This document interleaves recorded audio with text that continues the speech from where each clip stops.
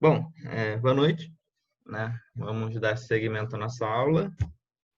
A gente vai começar agora a aula 3. A aula 2 já foi dada, que está falando sobre alguns efeitos da influência do ambiente com relação ao equilíbrio químico que pode causar, né? Que no caso é pressão, temperatura, concentração, podem causar influência na variação, no sentido de uma reação química, na velocidade. A gente falou de catalisador, né? Catalisador, inicialmente, ele, de maneira bem simples, ele vai acelerar uma reação, de maneira que a reação corra com maior facilidade, mas ele em nenhum momento ele vai alterar o equilíbrio, né? Porque ele só acelera. Como é que ele acelera? Ele vai diminuir a energia de ativação para que uma reação aconteça. O que isso quer dizer? Para que uma reação de fato aconteça, eu preciso aplicar uma certa quantidade de energia para que ela continue seu caminho normal. Se eu não consigo atingir essa energia, a reação não acontece. Às vezes a energia pode ser muito alta. Um exemplo disso é a transformação do diamante em carbono. Para fazer essa transformação, precisa de muita energia. Né? Às vezes não vale a pena fazer isso. Primeiro que diamante converter em carbono já não vale a pena, né? Porque diamante vale mais. Mas a energia é muito alta, então o catalisador está aí para isso. Então, o que ele vai fazer? Ele vai diminuir essa energia máxima, ou pela metade, ou muito mais que isso, e vai facilitar que a reação aconteça. Então, a ideia do catalisador é essa. Além de outras ideias também, porque tem catalisador de carro, é a mesma ideia. Ele vai. A ideia do catalisador é evitar que compostos poluentes, nocivos, saiam do escapamento. Exemplo, são os NOx. O que o catalisador vai fazer? Ele vai acelerar a reação da conversão do NOx em nitrogênio e oxigênio. E nisso se libera gases que não são nocivos para o organismo ou meio ambiente. Bom, como toda aula, a gente troca o slide, a gente fala de curiosidades. Aí vamos mostrar aqui que a inspiração para montar a tabela periódica veio do jogo da paciência. Lembra esse joguinho aqui, que tá aqui no meio do exemplo, né? Que é para você. O jogo da paciência foi montado por acaso, né? Porque o cara queria organizar as cartas em seus naipes em ordem numérica. E ele, como é que ele fez? Ele simplesmente começou a jogar. Em vez de fazer aquela montagem básica que achava chata, ele começou a fazer um joguinho com as cartas. Aí nisso ele conseguiu formar paciência, esse joguinho aqui chamado paciência. De mesma maneira foi montada a tabela periódica. Lembrando que muitos elementos químicos que a gente conhece foram descobertos depois da metade do século passado, né? Então, imagina que tinha muitos elementos que nem sabia que existiam. Então, o que aconteceu? Um certo alguém, que sempre esqueci o nome, era um russo, eu acho, sabia-se que na época tinham 63 elementos conhecidos naquela época, lembrando que hoje é o dobro, mais que o dobro disso. E o que ele foi fazendo? Ele pegou cada elemento e converteu em informação, né? A sua massa atômica, número atômico, prótons, nêutrons, elétrons, distribuição, características gasosas ou não, né? Tipo um super trunfo de cada elemento. E ele começou a ver que existia uma certa coerência em algumas coisas, né? Então, uma certa ordem, que nem as cartas de baralho, tem uma certa ordem, do A ao, ao K, né? Ao rei, no caso. Então, isso ele começou a organizar as cartas de acordo com as suas massas atômicas e propriedades físicas e químicas semelhantes. Logo de cara, ele teve algumas incoerências em relação à massa atômica e depois ele usou o número atômico, tá? Mas, inicialmente, foi massa atômica, que era uma coisa que ele conseguia saber na época, né? Aí ele foi montando e reparou que, tipo, os gases nobres têm propriedades semelhantes, separou de um lado. Os alcalinos têm uma certa propriedade, ele separou no outro extremo, que tinham as menores massas, né? E veio assim, sucessivamente, ele foi montando. Lembrando, tem umas partes aqui que ele não sabia onde colocar, então ele deixou meio aleatório, mas tinha uma certa organização, né? Então foi assim que foi montado a tabela periódica inicialmente. Tem vários modelos também de outras tabelas também que funcionam, mas esse aqui acabou sendo um dos mais utilizados. Bom, a gente vai falar. Continuamos falando sobre equilíbrio químico, só agora vamos falar sobre equilíbrio químico de ácidos e bases. Não é meio um assunto novo, porque a gente vai usar as mesmas contas que são usadas em equilíbrio químico, só que a gente vai focar somente agora em ácidos e bases de como é que é feito isso. Lembrando que temos ácidos e bases que são muito fortes, alguns intermediários e alguns muito fracos. Então a gente vai ter que... A ideia é fazer um estudo em relação a esses tipos de ácidos, né? Então, lembrando inicialmente, ácido por Arrhenius é toda substância que em meio aquoso ou em solução aquosa sofre uma ionização. Lembrando que ele não é uma dissociação, já que o ácido ele não é um íon, ele não está ligado de forma iônica, ligação covalente, mas ele, na presença de água, ele sofre uma ionização, ou seja, ocorre uma quebra das ligações entre hidrogênio e o ácido, no qual os elétrons ficam na parte do ácido, do ar, e o hidrogênio fica positivo. Então, ele sempre vai liberar um único cátion, o famoso H+, também conhecido como próton. Então, todo ácido de Arrhenius em meio aquoso libera H+, e sua base conjugada, que é o A-. De modo geral, na base a gente pode falar da mesma situação. Só que em vez de falar que ele libera H+, ele vai liberar OH-. Normalmente as bases costumam ser muito fortes, mas existem bases que são fracas ou intermediárias. Tudo está diretamente ligado ao pH. Então, de modo geral, as bases também são formadas por um metal, a característica principal das bases, que constitui um radical positivo. No caso, temos o Fe+, Na+, K+, e por aí vai. Ligado, normalmente, sempre vai ser ligado a uma hidroxila, né? Que é o OH-.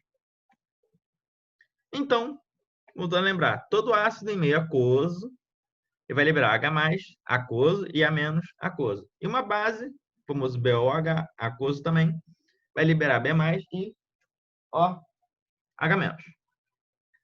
Então, essa é a ideia, a característica principal de ácidos e bases. Normalmente, quando a gente fala de ácidos fortes, você não tem a presença do HA, só tem a presença das suas formas iônicas. De mesma maneira, a base. Você tem bases fortes, você não tem esse BOH em meio aquoso, você tem a presença só de B+, e OH-. Tá? Então, essa é a ideia das bases. Quando a gente fala de soluções de ácidos fracos e bases fracas, você tem a presença das formas iônicas e das formas covalentes. De mesma maneira, das bases, você tem as duas formas também. Então, como é que a gente vai montar o equilíbrio químico disso? A conta do equilíbrio químico. De maneira semelhante que a gente fez qualquer outro equilíbrio anterior, sempre vai ser os produtos sobre os reagentes. Né? Que é o famoso KC, né? O equilíbrio químico das constantes das concentrações, né? Só que aqui a gente não vai falar de KC, a gente vai falar de Ka, que é a constante dos ácidos, e o Kb, as constantes das bases. Tá? Em relação a isso. Então, quando a gente fala de Ka, que é a constante do ácido, que é a situação, temos o HA como reagente, temos o H+ como produto e o A- como produto também. Então, lembrando que produto sobre reagente é concentração de H+ vezes a concentração do H3C2O2 menos, né? Dividido pelo H3C2O2H. Tá? Então, isso vai dar a constante ácida. Lembrando, é o H+ elevado a 1, porque o número estequiométrico do H+ aqui é 1. Mesma coisa para os outros. Se tivesse um 2 aqui, seria o H+ ao quadrado. E com relação aos outros, também a mesma coisa. Se tiver um número na frente, um número estequiométrico diferente de 1, é a concentração desse reagente elevado ao seu número estequiométrico. Tá?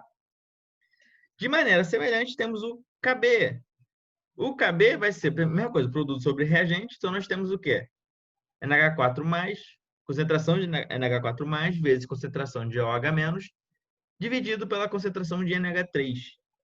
Pô, professor, tem um H2O aqui líquido, né? Então, por mais que ele entre na reação, ele participe da reação, a concentração da água é a concentração do volume máximo que tem ali. E a variação de concentração dele é tão pequena que ele não influencia no cabelo, é quase constante. Como assim, professor? Vamos lá.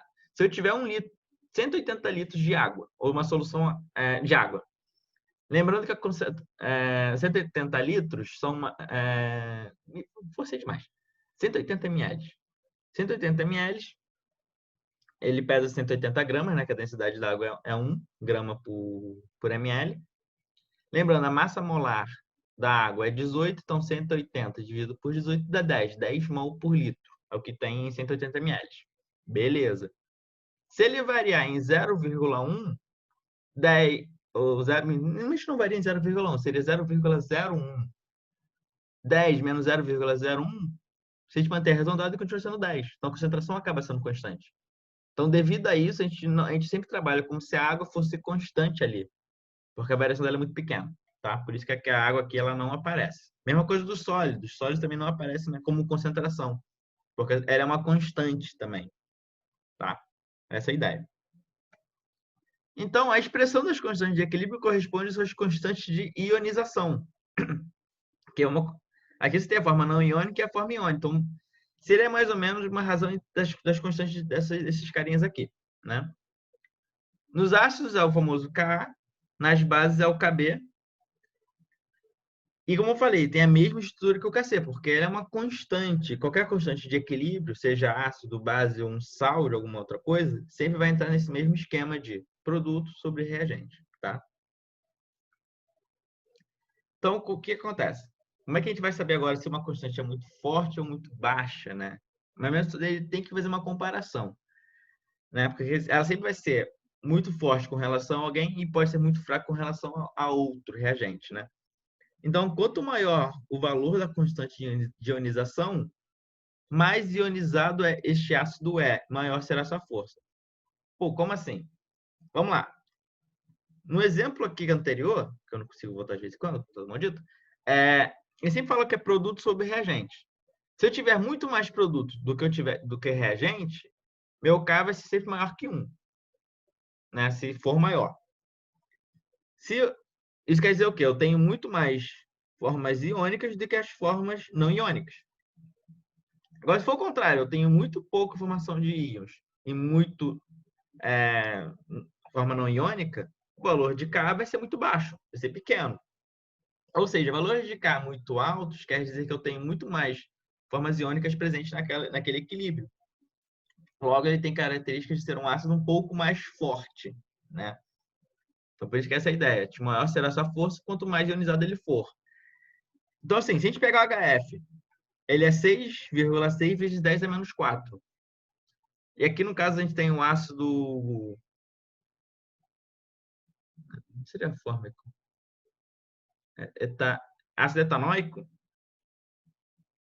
É ácido etanóico? Você tem a constante dele de 1,8 vezes 10 a menos 5. Quem é maior? 10 a menos 4 ou 10 a menos 5? Seria o nosso 10 a menos 4. Porque ele tem menos zeros aqui no caso, né? Então, o HF é um ácido mais forte que o etanóico, o ácido etanóico. Porém, ele é um ácido fraco. Só que é um ácido extremamente perigoso, mas ele é um ácido fraco, tá? Existem ácidos mais agressivos que ele. Quer dizer, mas ele é muito bem agressivo. Então, a gente sempre compara o valor com relação a alguém. Então, no caso, o HF é um ácido forte nessa situação. Em outra, ele pode não ser. Essa é a ideia. Então, em equilíbrios aquosos, a água, que eu estava falando até anteriormente, apresenta concentração em mol por litro constante. Por esse motivo, ele não faz parte da constante de ionização. A gente afirma isso que é para não confundir muito vocês. Mas, na verdade, ele faz parte. Só que como ele é uma constante, ele é jogado do lado das constantes, tá? Mas vamos acreditar que isso aqui é o correto, tá? Então, ele não faz parte das constantes porque ele é uma constante também. Então, o que nós temos?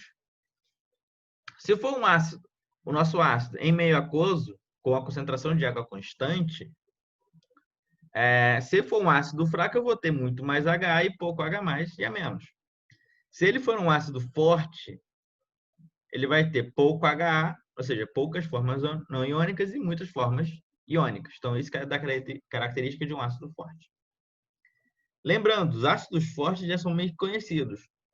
Ácido sulfúrico, que é o H2SO4, ácido nítrico, que é o HNO3, os HBr, HCl, HI também são ácidos considerados ácidos fortes, tá? HF não é considerado um ácido forte. mas é um ácido perigoso. Então, em ácidos fracos, você tem esse equilíbrio.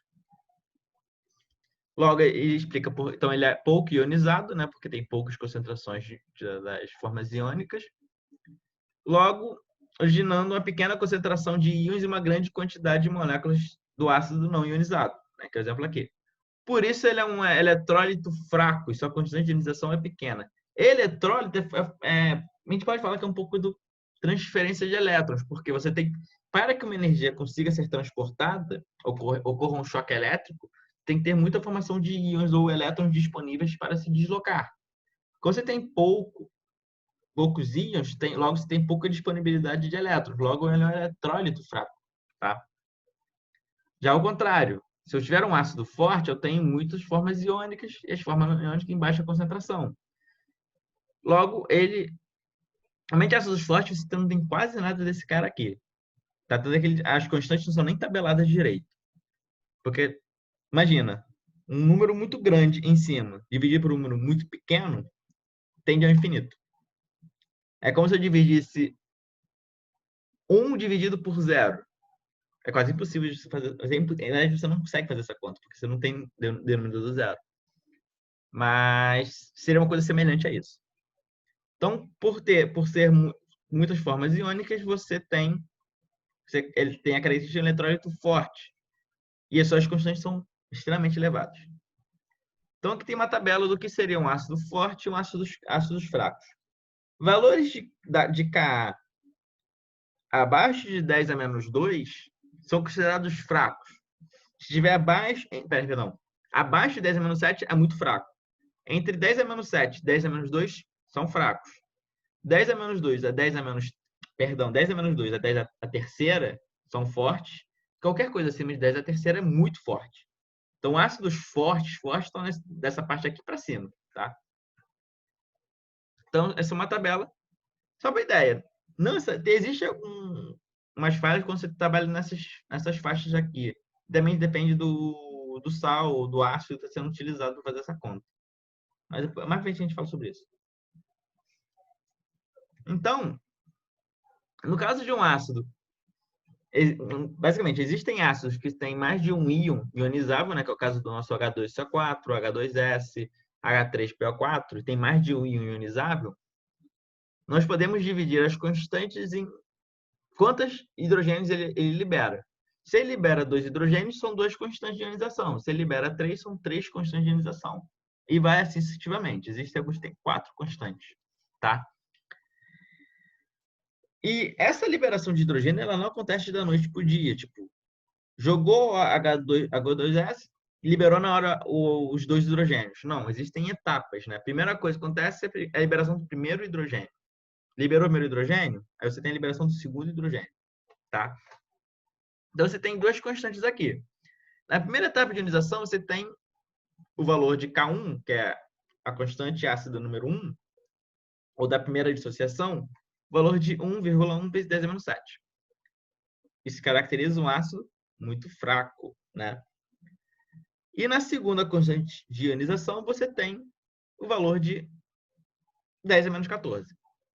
Comparando 10 a menos 7 com 10 a menos 14, 10 a menos 7 é muito alto, né? É uma ordem de grandeza de 7 zeros, de 10 a menos 7 a 10 a menos 14. O que isso quer dizer? Que a maior parte do hidrogênio liberado vem da primeira constante de ionização se eu trabalhar somente com H2S. Se eu trabalhar com HS, você vai trabalhar somente com essa segunda constante de ionização, tá? Mais ou menos por aí.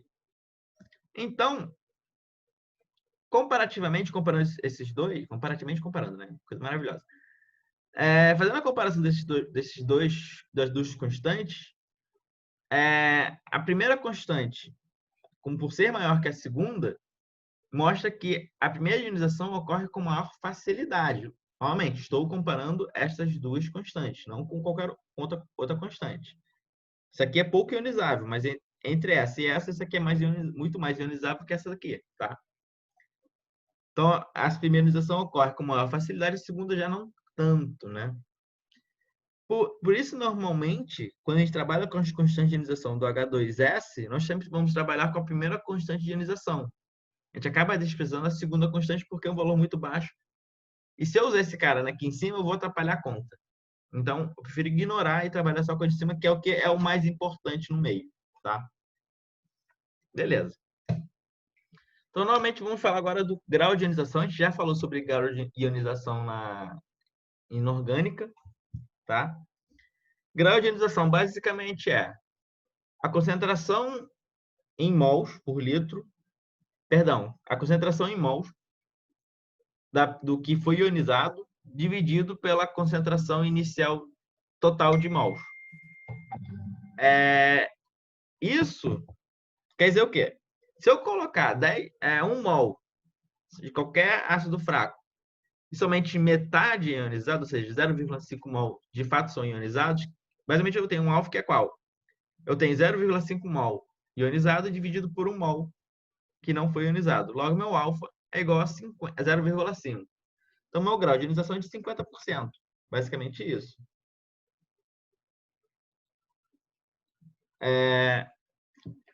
Então, o que você tem? Normalmente, uma tabelinha que sempre vai ajudar. Qualquer trabalho, se faça um contos da vestibular que apareça. Você vai montar o quê? A reação química, balanceada já. E você vai colocar início. No início, eu tenho somente HA, né, que foi que eu adicionei, e 0 de H+, e 0 de A-. Se eu tenho um alfa de 50%, isso quer dizer que ele vai gastar um percentual desse N inicial. Sei lá, se for 50%, é 0,5 do N inicial, que é de fato que é gasto. Se ele gasta desse lado, ele forma do outro lado. Normalmente, se for 1 para 1 para 1 é proporcional. Se fosse 1 para 2, aí eu botaria 2 alfa. Se aqui fosse para 3, 3 alfa. E assim sucessivamente. No caso aqui é só 1 para 1. Então forma alfa N e alfa N, que é proporcional à concentração inicial, né? Quando você tem o equilíbrio, você tem o quê? O N inicial, no caso que isso é para H, N inicial menos o que foi perdido, né? O que reagiu, menos o alfa N. E você tem no equilíbrio a formação do alfa N de H+, e um alfa N de A-. Beleza. Então você consegue assim determinar no equilíbrio a concentração de cada reagente. Professor, não entendi nada. Então, a gente fez essa conta acho que foi na aula retrasada, quando eu estava falando da reação da formação da amônia, do NH4OH. No caso, o NH está se dissociando. A reação, quando acontece, você começa com 8 mol e chega a 4, e você tem concentrações diferentes da formação de cada um. Foi essa conta que a gente fez. Deixa eu ver se eu consigo colocar para vocês aqui qual foi essa continha.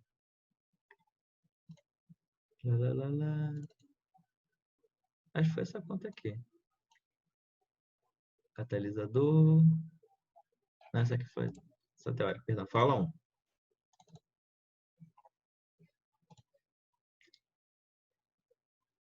Foi esse carinha aqui que a gente fez a conta, né? Do NH3 formando N2 e 3H2. Eu tinha, basicamente, inicialmente, 8 mol desse no início e 0 desses dois. Quando ocorreu a reação, ele consumiu 4. Mas a reação é de 2 para 1 para 3. Então, se aqui tinha 4, formaria... se é 2 para 1, formaria 2 desse. Aqui é 2 para 3. Aí você tem 6 desse lado aqui, quando ocorre a reação. Então, essa é a ideia da brincadeira. Você está igualando, né? Isso, no equilíbrio, sim, eu estou igualando. Mas eu estou igualando com o que foi consumido. Deixa eu botar aqui no texto. O que acontece? Inicialmente, naquele exemplo, eu tinha 8 mol de NH3, 0 de N2 e 0 de H2. Consumiu, né? Consumiu barra formou, né? Porque se tem informação de um lado e reação do outro.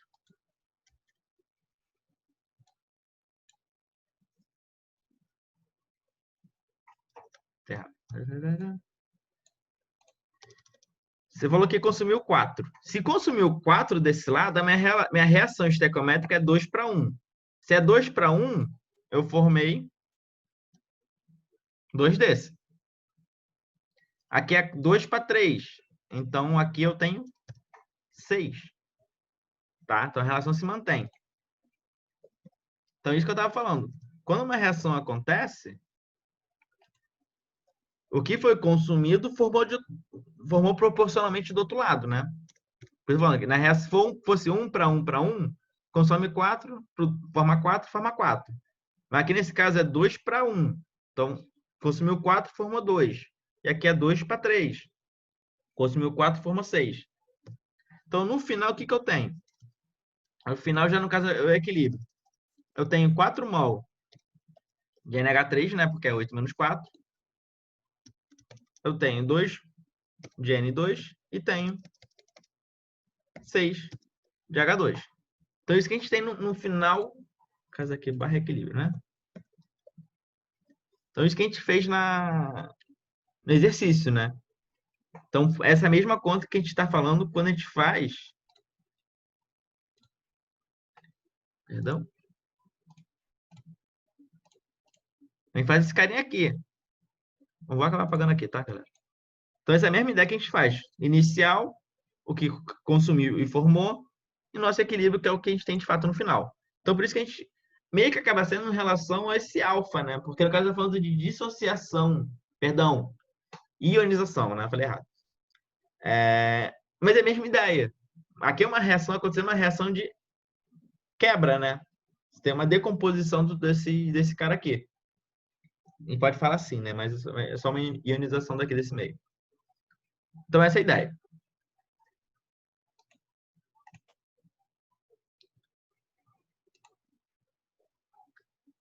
Então, adicionando essa água, a gente sabe qual foi o grau de ionização, a gente consegue determinar esses caras aqui. Lembrando, ali a gente está falando de número de mol. E toda constante ele é baseado na concentração em mol por litro. Então, você tem o alfa, que é o grau de ionização, a concentração inicial, né, porque a concentração do H+ é proveniente disso, dividido pelo volume, porque é a concentração em mol por litro, tá? Em relação ao volume. Do H+ e do A-. Eles são iguais, tá? Porque o que forma de um forma do outro, porque são proporcionais. Embaixo você tem o N, que é o número de mols, 1 menos alfa. Ah, por que tem sim 1 menos alfa? Basicamente isso aqui, olha só. Você tem o N menos o...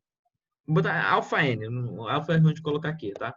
Alfa N. Isso aqui é a mesma coisa se eu colocasse N, 1 menos alfa.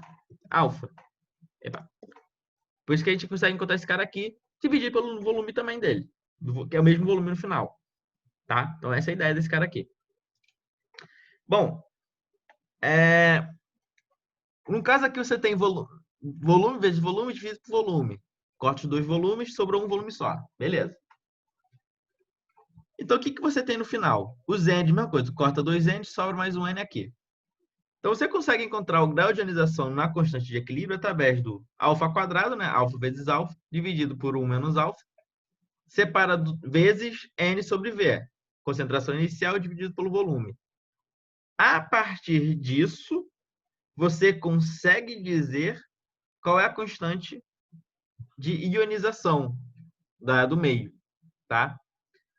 No caso de ácidos fracos, ou seja, um alfa de 5%, o valor de 1 menos alfa na expressão é considerado perto de 1. Pô, professor, por quê? Se a gente fala que é 5%, é 1 menos 0,05. Isso aqui é igual a 0,95. Se eu trabalhar com um identificativo de dois identificativos ou uma casa depois da vírgula, isso aqui é igual a 1,0. Por isso que quando o alfa é perto de 5, menor que 5%, a gente considera ele sendo um constante igual a 1. Tá? Então, essa é a ideia desse carinha aqui. Então, se a gente fala de ácidos fracos, ou seja, esse 1 menos alfa é próximo de 1, a constante de ionização de alguma reação ali vai ser o alfa ao quadrado vezes esse molar, né? Que a gente pode falar, ou seja, a concentração inicial, né? Em mol por litro. N sobre V, ou seja, número de mol sobre volume. Então, essa seria a ideia.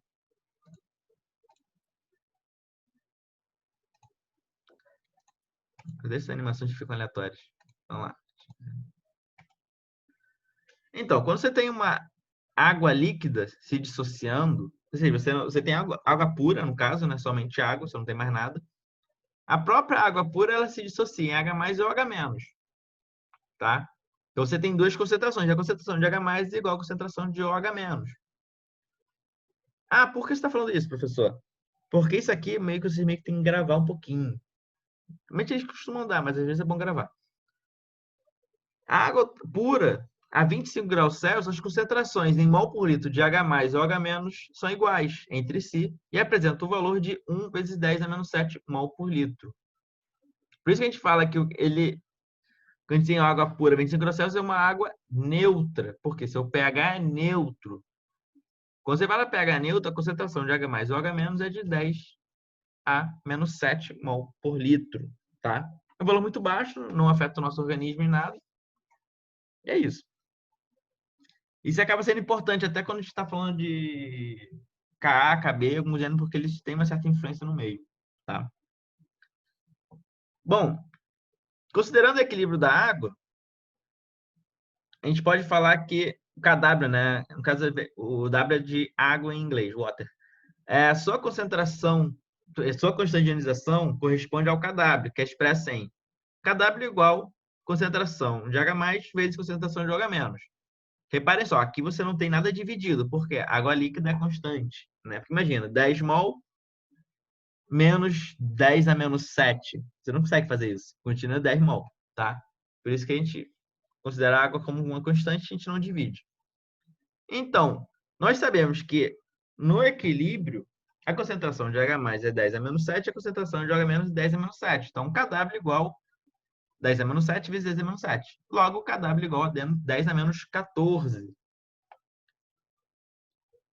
que isso quer dizer? Em soluções ácidas ou básicas, notamos que quanto maior a concentração de H+, mais ácido é a solução. Quanto maior a concentração de OH-, mais básica, ou seja, mais alcalina é a solução. Então, ela está diretamente ligada a essas duas constantes. Lembrando, né, que a gente falou que o ácido de arrênios quer dizer que ele libera H+ em meio aquoso. Uma base de arrênios libera o H+ em meio aquoso. Então, isso está diretamente ligado a esses carinhas aqui, a concentração desses dois carinhas, de H+ e OH-, tá? Então, isso se baseia na escala do pH, né? Quando você tem reagentes neutros, ou soluções neutras, exemplo aqui, o leite é considerado neutro, né? 6 a 7. Água dos rios chega de entre 5 alguma coisa até quase 8. Água do mar é 8. Quando você fala em chuva ácida normal, perdão, falei besteira. Quando você fala só em chuva, ela é ligeiramente ácido, né? Porque é entre 5 e 6. Quando a gente fala de chuva ácida, é entre 0 e 5, ou seja, depende da quantidade de gases liberados que causam chuva ácida, tá? Bateria de ácido é bem ácido. Perdão, bateria de carro, falei besteira. Ele é extremamente ácido, por quê? Eles usam normalmente ácido sulfúrico, ácido forte, tá? Então, por favor, não meta o dedo no líquido da bateria do ácido, do carro, tá? O grau da água de ácido é do nível do 0 até o 5? O ácido. Água ácida? Então, água ácida. Água ácida vai até o 5, normalmente, tá? Assim, se a gente já está acima de 7, a gente já pode dizer que ele é ácido, mas entre 6 e 8 é considerado neutro. Passou de 5 para 0, ele já é considerado ácido, tá? Pois você tem aqui 5,5, 5,8, eu já considero ácido. Não agride nosso corpo, mas ele é ácido, tá? Quando chega o pH da água, chega em torno de 4, você tem você afeta a reprodução dos peixes, porque os peixes não conseguem se reproduzir. O vinagre, lembrando, o vinagre, que tipo de ácido usa o vinagre?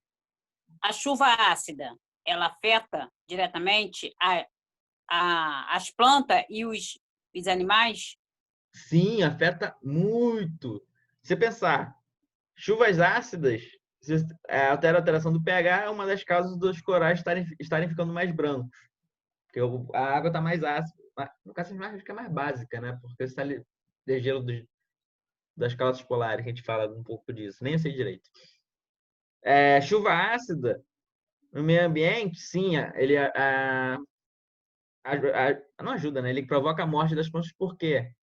Meios ácidos tendem a tirar minerais do solo. Se ele tira o mineral do solo, remove, a planta não tem acesso ao mineral, a planta morre. Obras de arte são afetadas pela chuva ácida. Exemplo, obras do Aleijadinho, são de pedra-sabão. Pedra-sabão basicamente é carbonato. Carbonato em meio ácido libera CO2. Então, você tem a chuva ácida associada a uma série de problemas. As pinturas de prédios afeta também, uma coisa que você pode ver. Suco de limão, entre 1 e 2. O vinagre, entre 2 e 3. Relativamente ácidos. O nosso suco gástrico é em torno de 2. A Coca-Cola é em torno de 2. 2,43, eu acho. 42. Uma coisa assim, é ácido. Por isso que algumas pessoas usam a Coca-Cola para tirar ferrugem, coisa do gênero. Tá? A água do mar é ligeiramente básica, tá? 8. 8 não é muito básico, não afeta nada. Leite de magnésio. Para que é usado leite de magnésio? Pra azia. Azia. Azia quer dizer o quê? O pH do seu estômago está ligeiramente ácido. Alto. Isso, alto a gente fala ácido mesmo. Então, o leite de magnésio ajuda a regular, ou seja, ele abaixa a acidez. Tá? Por quê? Porque o leite de magnésio é básico. A amônia, básico. Lixívia, não lembro o que é lixívia. Mas ele tem um pH extremamente básico. pHs básicos são bem perigosos, pHs muito ácidos são bem perigosos também. Então, eu já sofri uma queimadura ácida. Eu vou voltar normal, mostro no meu braço que sofri uma queimadura ácida já. Outro assunto. Então, as baterias, no geral, são ácidas. Leite de magnésio, básico. Soda cáustica é NaOH, ou seja, básico. Beleza? Então, a única que está em equilíbrio é H2O, é água. Se for água pura, somente Pura. água. Se você pegar água H2O, pura. Isso, pura. Se você pegar água da SEDAI, uma água mineral, ele está por volta de entre 5 e 6, tá? Vou pegar ligeiramente ácido. Água mineral. Água mineral tem um pH um pouco. Perdão, água mineral por volta de. Perdão, água da SEDAI. Água da SEDAI é ácido. É ácida, claro. Água mineral é por volta de 7, 8, eu acho. Não estou lembrando agora. Normalmente 7, 8. Mas é isso aí. Mas essa água que você fala, é água potável A da ou SEDAI? água de filtro tem um pH também alterado, não tem? Tem, é um pH ácido porque é água potável, é água da SEDAI. Então ele tem um pH 5 Não, mesmo. falando do filtro de barro. Cara, então, depende muito da fonte da água. Filtro de barro é considerado. Ah, não, filtro de barro é em torno de 7, 8. Se eu lembro bem, é em torno de 7, 8. Ele é um pouquinho. É neutro, né? Porque o filtro de barro ele ajuda a se reter alguns minerais. Normalmente alguns metais que provocam alguma mudança do pH, coisa assim do gênero. Então ele acaba Na dando um prova do gostinho. SEDAI, na prova do SEDAI tem essa questão aí. Não lembro direito o que ele faz, mas tem gostinho de terra também, o caso do barro. Tem outra coisa junto aí. Mas é considerado os melhores águas para se beber é do barro mesmo. Mas é por aí. Entendi. Obrigada. De nada.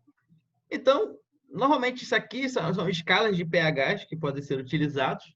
Só que normalmente a galera usa para... Na química a gente usa para brincar um pouquinho com reagentes, meios alcalinos e meios ácidos. Também pode ser usado para ver o pH da piscina ou pH de aquário. Já alguns peixes não toleram ambientes muito ácidos, né? Então você usa esses pH meio que papel de pH, né? Para fazer a medição para você ver se tem que trocar água, coisa do gênero. É o quê mesmo? Isso aqui são pHs universais, né? São papéis de pH. Eles usam para medir a acidez ou basicidade da água. É um termômetro, não é isso? Não é termômetro, não. Esse carinha aqui, ele começa com essa corzinha aqui, do 7. Aí você vai colocar na água que você quer medir. Se ele tiver um meio ácido, ele vai mudar para essa escala de pH aqui, para a esquerda. Então ele vai ter uma dessas colorações. Dependendo da cor que ele tiver, você consegue dizer qual é o pH dele. Se for um pH básico, ele vai mudar para a direita. Então ele vai ter uma dessas colorações aqui. Então, a partir disso, você consegue dizer qual é o pH daquela água, né? É bem legal trabalhar com isso aqui. E acho que não é muito caro, não. Eu já trabalhei com esses carinhas aqui no nível técnico. Isso aí vem? Vende. Não lembro onde, mas vende. Sabia.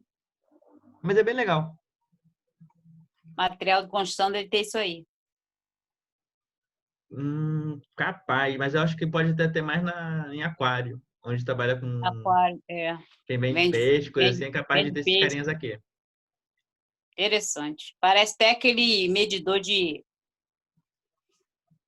exames rápido. Tem vários desse gênero. Por aí também. Trabalha com capilaridade, uma série de coisas. É bem legal. É. Bom, voltando aqui a falar aqui, ó, o pH da água pura é 7. Então, o pH de uma solução ácida é menor que 7 e o pH de uma solução básica é maior que 7. Essa é a ideia desse carinha aqui.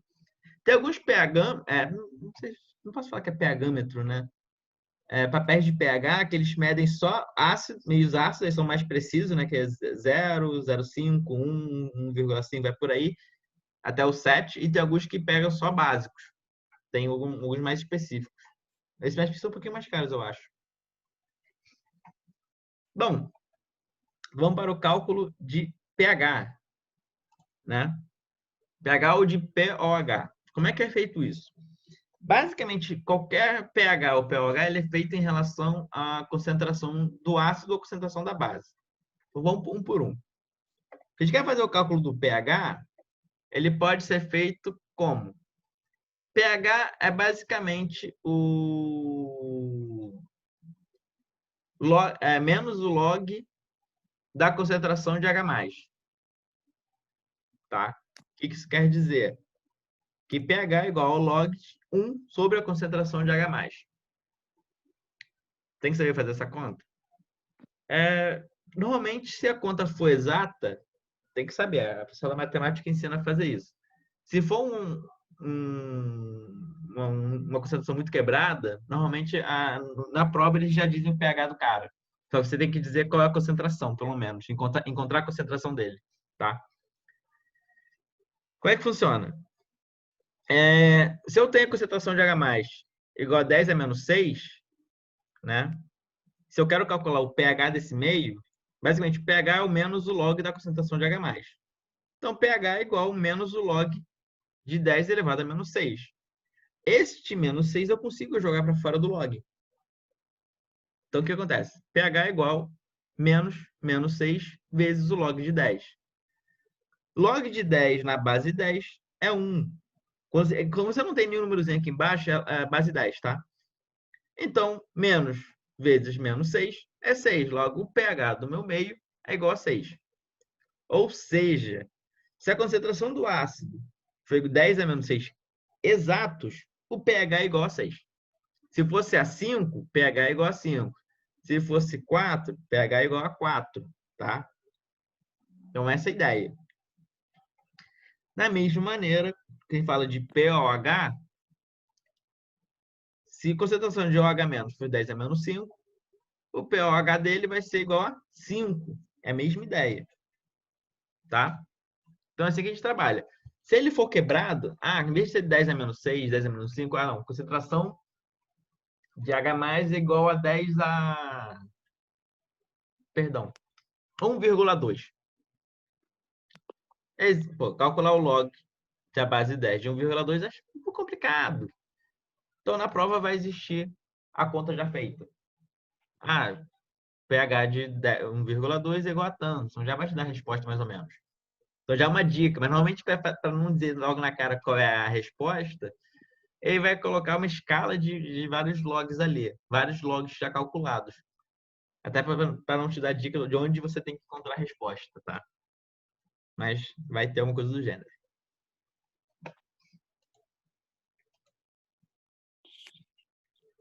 Eu acho que acabou. Olha que legal. Acabamos a aula 3. Então, acaba sendo importante fazer uma revisão de logaritmo, né?